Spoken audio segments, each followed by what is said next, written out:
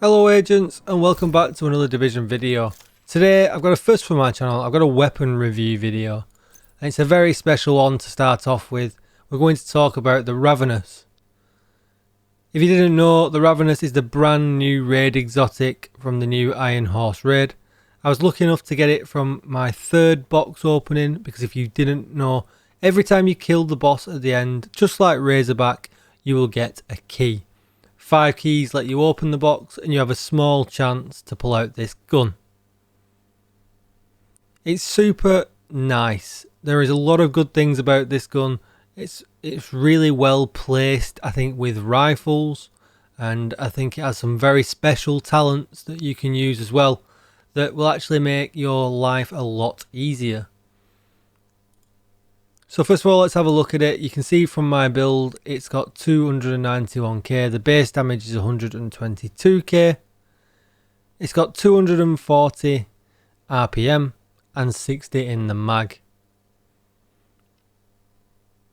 It's really easy to get a really well rolled one. Mine actually came out of the box really poor, but after a couple of rolls in the new recal station that is weighted to roll exotics to the more high end side, you can see I got one that was almost max. We'll take a look at the talent. On trigger pull, it fires both barrels at once, and as you can see there's 2 barrels on the front of the gun. When fired from the right shoulder, hits add offensive primers and defensive primers when fired from the left shoulder. Hits from one shoulder will detonate all of the opposite shoulder's primers when present. When detonated, each offensive primer deals 100% weapon damage, while each defensive primer grants 4% bonus armor and 10% amplified damage to armor plates for 5 seconds. The primer effectiveness is doubled at 10 stacks. There's the weapon handling stats for you. You can see the drop off is really rather good, around 50%. And we'll take a very quick look at the mods. We've got 5% critical hit chance in the optics. We've got 5% critical hit damage at the end.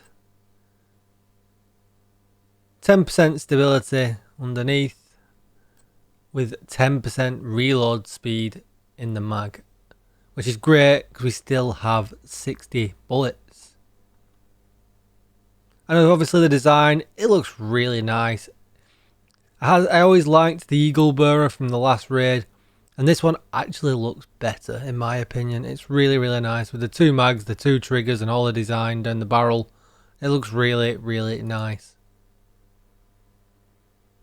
If you wasn't sure how it worked, when you shoot from one side you can see at the top here you get the red symbol above a bad guy, and that's an offensive primer. If I shot from the other side when that runs out, you can see that is defensive primer. And I've got so much time to put another one in to keep the stacks going. We'll start with the offensive side. 5 shots obviously gives you a max stack of 10 because it shoots 2 at once. And then if I shoot with the other side, you can see all of the explosive damage, all of the detonations that go off. Now if I stack up on the defensive side, you can see there's my bonus armor, and the quicker you can do that, the more bonus armor you can get within the 5 seconds. Now a couple of really nice things I've found about this gun, which I talked about now.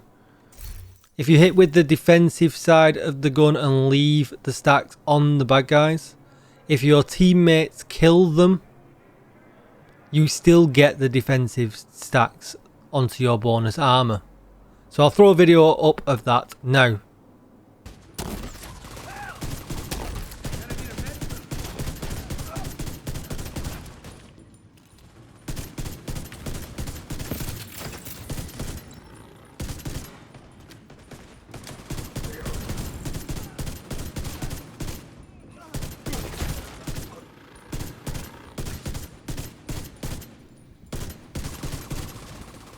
So as you can see, I'm purposely trying not to kill any of the bad guys in this section just to put on the blue primers. But you can see the bonus armor still flicking up and down. I'm not using gunner or any, armor on kill or anything like that. This is just from the gun.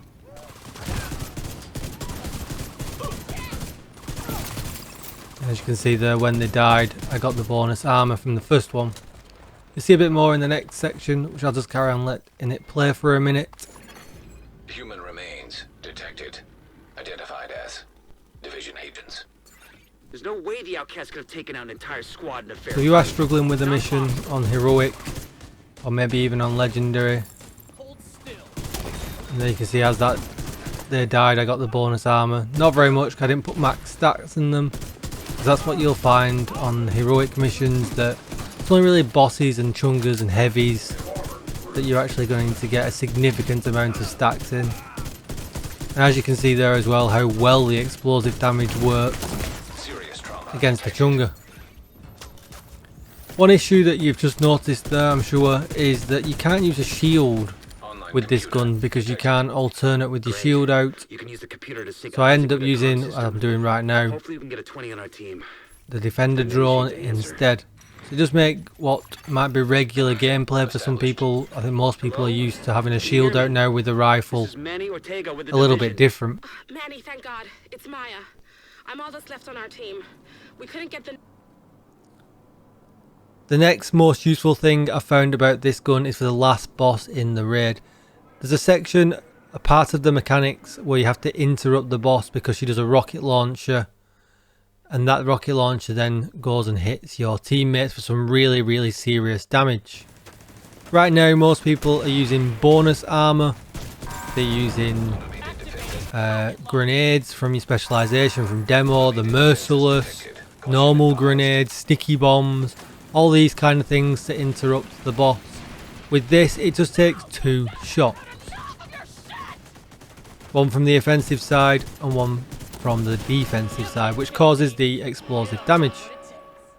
But that causes the boss to stagger, and it makes that whole section of the fight way less worrying because it's just 2 shots from a gun. There's no rush having to pull a skill out. There's no worry about running out of demolitionist ammo. It takes a whole lot of stress away from that fight. While we learn it, we get it down, and we make it a lot easier for ourselves. So super useful in that respect as well. Overall, I think the gun is absolutely brilliant. It's definitely worth having on your persons. It's not going to out damage an M1A, I don't think. From using it, there's more raw damage from an M1A. But it is nice having the explosive damage to deal with the dogs, the chungas. It absolutely shreds through heavies with armor plates, obviously, because that's part of the talent. So really worth using as a secondary weapon for all that stuff. The versatility of it is absolutely brilliant.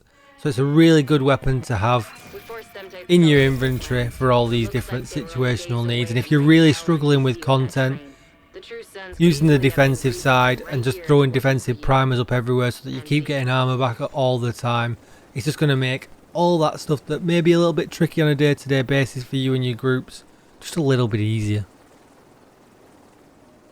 Thanks for tuning in, everybody. I hope you enjoyed the video. So do come and check me out over on Twitch, twitch.tv/DJTICKLE, where we're running Iron Horse every day now. We're going to be doing raid help over there as well. So if you can't get a team of 7 together to get yourselves through what is this glorious, difficult content that we've got right now, come over and say hello and we will help you out. Hit that subscribe button, give me a thumbs up, give me a thumbs down. If you've got the gun already or you've got any more questions about it, hit me up in the comment section down below and I'll be sure to answer them questions for you. And I'll catch you in the next one. Thanks for watching, everybody. Goodbye.